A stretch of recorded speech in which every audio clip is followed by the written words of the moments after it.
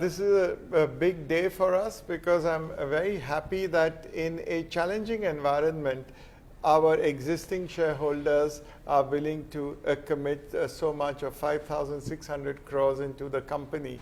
It is an auspicious day. It is Dhanteras. But I think it's divine providence. We hadn't planned that we should get it on Dhanteras, but then it just shows that on this day you can get dhan. Well, you have been talking about fundraising last quarter onwards. Within months you have executed it. Talk to us about the process which went by, the kind of players you were involved or engaged with, and finally it was your existing relationship which got solidified via this transaction. So as was reported in the media, which we had never confirmed, is that we were in talks with SoftBank for a while on this deal, and in fact it had been pretty much finalized. That's the time when the media broke it, and I did not comment on it, but I had just told shareholders that we will raise equity. For many reasons that did not happen with SoftBank. And then we decided that let's go back to our existing shareholders. They are the ones who knew the company, they knew the management, they knew what is really the performance of the company. And that's when they reaffirmed their faith and their confidence in the company by putting in a significant amount of money. So 5,600 crore transaction includes the rights issue, and you are a promoter of the underwriting. Talk to us about the structure of the transaction. The structure of the transaction is that CDPQ, which is already an existing shareholder, in fact, in the last issue when we had done a QIP, they first entered in with $175 million, now has committed to put in $250 million. This will be a compulsorily convertible debenture, which will convert into equity at the end of 18 months. So 250 million will come from CDPQ. In addition, we felt that as the largest shareholders in the company, and as some other of the existing large shareholders had also communicated to us, that they wanted to participate in a rights issue. So we are going to issue a balance a little bit over $500 million in terms of a rights issue, which will be given to all existing shareholders at a price of 1,300 rupees. So totally this will raise equity of 5,600 crores in the company, making today our equity, after this infusion of equity, the total equity in the company would be about 33,000 crores. You know, promoters historically have always participated in any fundraising round in the company, so that they don't get diluted, and also it imposes faith of the promoters into the company. Tell us how now the liquidity of the situation of the company stands after this fresh round of infusion. So if you look at it, as we entered this company in 1988, and since 1988, actually our shareholding, the promoter shareholding in the company has always gone up, because we have believed that the company has done well for all its shareholders, and we believe in the company. And in fact, if you look at it, up till August 18, we had a compounded growth rate of about 29% for 30 years before that. So we believe that now is the time to again reaffirm our confidence and reinvest in the company. With this, what happens is that with this equity, our debt equity ratio will be around 1.65 times, which is very, very conservative for whether it's a financial services entity or even if it's a pharma entity. So your debt equity actually has been coming down, and the promoter stakeholding has been going higher in percentage term in the company. Talk to us about, see, you know, at 1,300, you know, what occurs to me is that in the last 12-15 months, the market and the environment has been particularly harsh to the sector as well as your company. From 3,800 odd, the stock price came down, and of course it has come back very sharply after your numbers came in. Tell us how the metrics of the company look, be it borrowing mix, which you have been changing gradually. Talk to us a little bit about all of that. So the prices have come down. At the peak, it was about 3,300, Okay. and today the price is higher than 1,300. And because it's a rights issue, the Sure. price is not so important, because in some ways it's the existing shareholders, nobody gets diluted.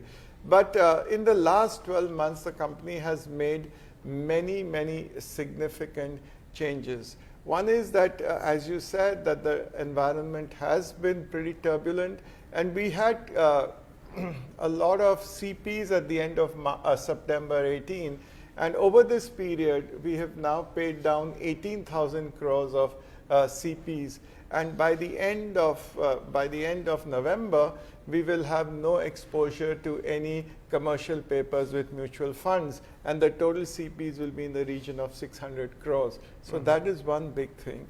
Besides that, we've been able to replace all the short-term loans with long-term loans. So we've got about 24,000 crores of long-term loans that have been raised. Another heartening point is that during this period of 1 year, we've been able to get, whether it is through prepayments, repayments, and to some extent refinancing, 19,000 crores. So overall, I think the balance sheet and the asset side of the company has improved. We have now been able to raise long-term funds, which constitute more than 65% of the balance sheet, and it's a stronger position. There is the asset book, as far as financial services is concerned, has become more diversified, it has become more granular. Single party exposures have come down. And we are going to say, we are saying that we will bring the top 10 exposures also to be in the 20% of the book in the near future. No, I must say that, for whatever the promoters and your team have done a phenomenal job communicating to the market what the steps which you are taking to on the balance sheet front, on the business front, have been phenomenal, no doubt about it. But the environment and the people who are quite sensitive for lenders who had a real estate exposure. We also understand that you, within your book, have done a very deep dive and done a stress test with your existing relationship with some developer, etc. So what was the outcome of that? If you could give us a picture, how in a worst case scenario, when you do introspection, how worse, perhaps market was thinking much worse, but the actual wasn't.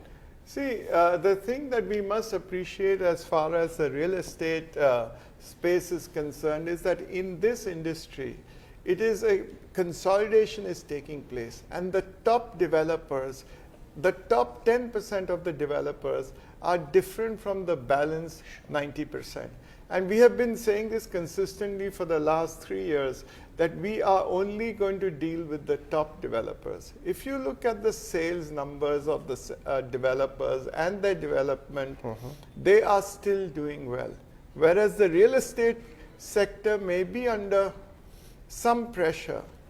Those top 10% of developers who are our customers are still doing well. So that is one point we need to recognize. The second thing is that since there was some concern in the market, what we've done is reduce single borrower exposure significantly.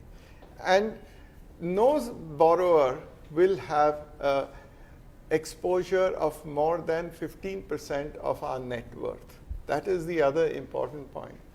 Third thing is that we have seen, as I said, the top 10 exposures will be within the 20% of our net worth. And we looked at, if you look at the quality of assets, our NPAs, our gross NPAs are only at 0.9%. Though our provision is much higher, our provision is double of that.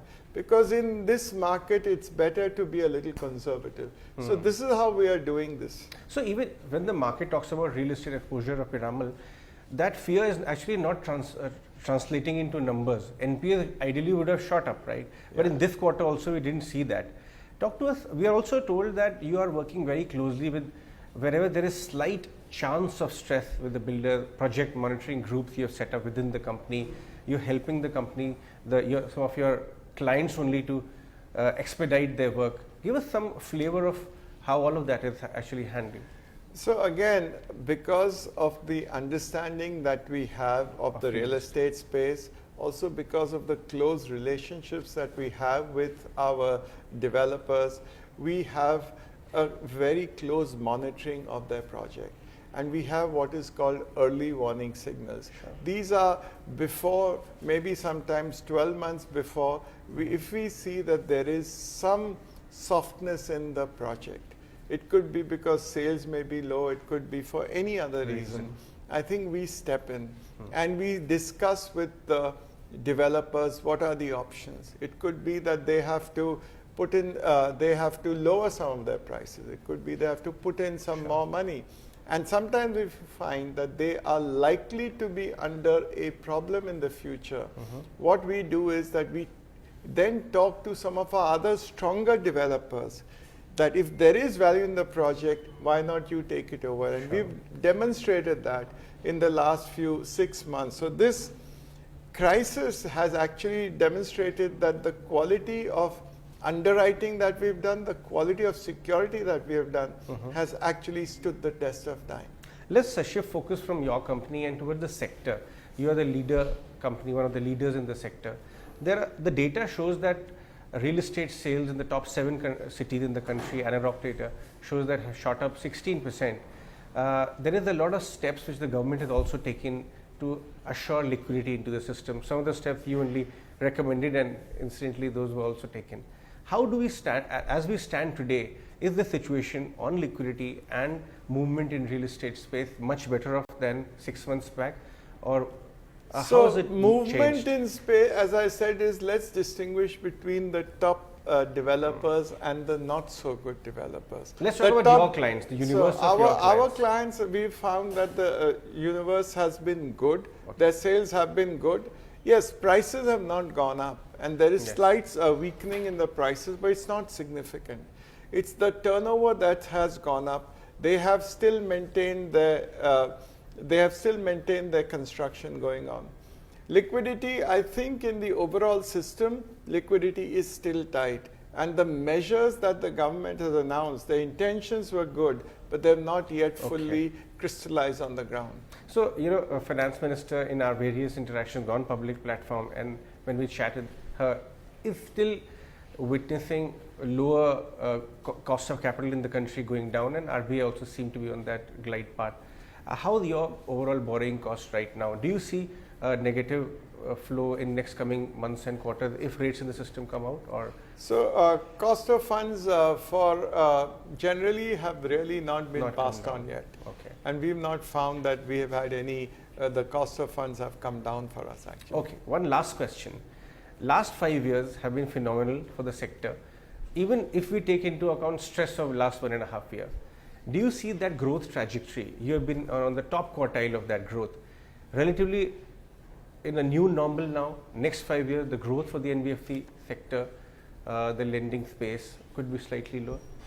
So if you look at the long term, still there is a lot of growth left in the NBFC sector. If our economy has to go into 10 trillion, which is what we are all going for, or the 5 trillion now and the 10 trillion later on, we have to, the growth has to come from the NBFC sector. Because NBFC sectors fund a large part of whether it's MSME growth, whether it's real estate, whether it's consumer lending.